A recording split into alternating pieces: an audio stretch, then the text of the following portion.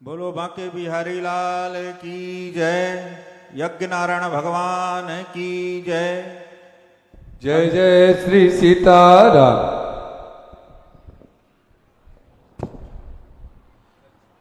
अभी आप लोगों ने श्रद्धेया दीदी जी के मुखारविंद से कथा का श्रवण किया।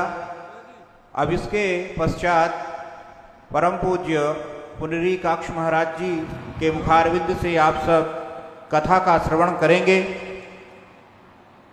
आज इस यज्ञ के माध्यम से जो ये ज्ञान का प्रवाह हो रहा है, ज्ञान गंगा का प्रवाह हो रहा है, यह निश्चय ही हम सब लोगों के लिए, इस क्षेत्र के लिए एक कल्याण का विषय है, जिसमें सभी लोग सम्मिलित हो रहे हैं। मित्रों, हमेशा अपनी बात या अपनी याचना हमेशा परमात्मा के सामने ही करना चाहिए। हर बात, हर कामना यज्ञ भगवान के सामने करना चाहिए।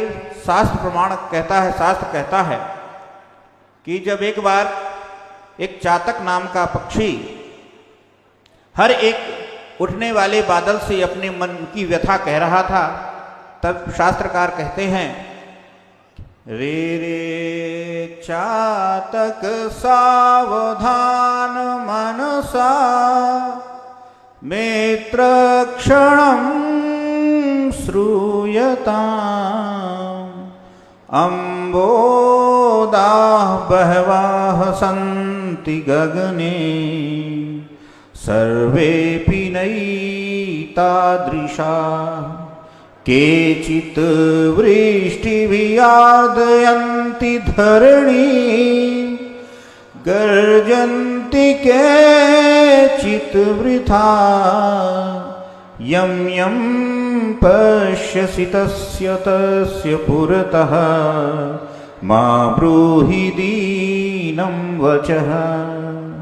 तो चातक की स्थिति को देख करके कवि कह रहा है, लेखक कह रहा है, शास्त्रकार कह रहे हैं कि हे चातक, तुम हर किसी के सामने देख करके दीनहीन वचनों को मत कहो, क्योंकि ये जो आकाश में उठने वाले बादल हैं, ये सब एक जैसे नहीं हैं।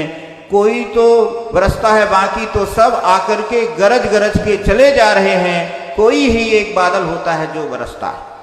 अभिप्राय यह है कि हमें अपनी बात, अपनी कामना यज्ञ के माध्यम से, यज्ञ नारायण के माध्यम से ही करना चाहिए, हर कहीं नहीं कहना चाहिए। आज इस ज्ञान गंगा में जो कथा का जो रस प्रवाह है, इसमें सब सम्मिलित होकर के अपने मनोयोग से सुन करके जो मन की व्यथा है, जो चिंता है, उसका तो शमन हो ही रहा है। और हमारी जो कामना है, हम अपने प्रभु से कह के और उस कामना की पूर्ति करते हैं। तो यह यज्ञ लोक और परलोक दोनों की जो गति बनाने वाला है, सदगति बनाने वाला है। ऐसे पुनः हम यज्ञ नारायण भगवान की जयकारा करेंगे। बोलो यज्ञ नारायण भगवान की जय। हमारे बीच में जो भी सद्गुरु आ रहे हैं, उनके लिए शास्त्र कहता है कि अमंत्रम अक्षरम नास्ति, नास्ति मूलम अनौषधम, अयोग्यः पुरुषः नास्ति, योजकस्तत्र दुर्लभः।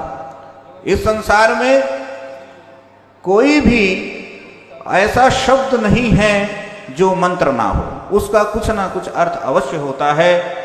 नास्ति मूलम अनौषधम, और ऐसी कोई जड़ नहीं है कि जिसका कोई न कोई उपयोग ना हो, अर्थात कुछ न कुछ उसका उपयोग होता ही है। अयोग्यः पुरुषः नास्ति, इस संसार में कोई भी ऐसा व्यक्ति नहीं है जो अयोग्य है, उसमें कोई न कोई योग्यता तो जरूर होती है। वस्तुतः कहते हैं कि योजकस्तत्र दुर्लभः, वो योजक जो होता है, वो सद्गुरु बहुत ही दुर्लभ होता है। और सद्गुरु की प्राप्ति कैसे होगी? जब हमारे मन में श्रद्धा होगी। कहते हैं कि श्रद्धावान लभते ज्ञानम, श्रद्धावान ही ज्ञान की प्राप्ति करता है। और हृदय ज्ञानात्म मुक्ति, और ज्ञान के बिना मुक्ति नहीं है। तो हमारा जो ये उद्देश्य है, धर्म, अर्थ, काम और मोक्ष, इसकी प्राप्ति जो है वो सद्गुरु के माध्यम से, यज्ञ नारायण के माध्यम से ही संभव है। जैसा कि अभी आपने श्री रामचरितमानस के ऊपर जो प्रवचन सुना, उसमें आपने तो स्पष्ट ही ये देखा होगा कि जो चार भाई हैं, राम लक्ष्मण भरत शत्रुघ्न, ये हमारे चारों पुरुषार्थ के प्रतीक हैं, धर्म अर्थ काम और मोक्ष। तो जो राम हैं वो मोक्ष के प्रतीक हैं, भरत धर्म के प्रतीक हैं। इसलिए आपने देखा होगा कि राम को भरत अत्यंत प्रिय है, भरत को श्री राम जी बहुत प्रिय हैं। और जो दो भाई हैं लक्ष्मण और शत्रुघ्न, ये दोनों एक राम जी के साथ रहते हैं लक्ष्मण, और भरत के साथ में है शत्रुघ्न। तो ये काम और अर्थ के प्रतीक हैं। जब अयोध्या से श्री राम का वनगमन हुआ और अयोध्या के बाहर भरत जी थे, तो आपने देखा होगा कि शत्रुघ्न अयोध्या के बाहर नहीं गए, अर्थात अर्थ कभी भी अयोध्या के बाहर नहीं गया। तो ये जो चारों भाई चारों पुरुषार्थ के प्रतीक हैं, हमारे जो सनातन धर्म के आधार हैं, ऐसे पुनः राम दरबार की हम जयकारा करेंगे। बोलो राम दरबार की जय।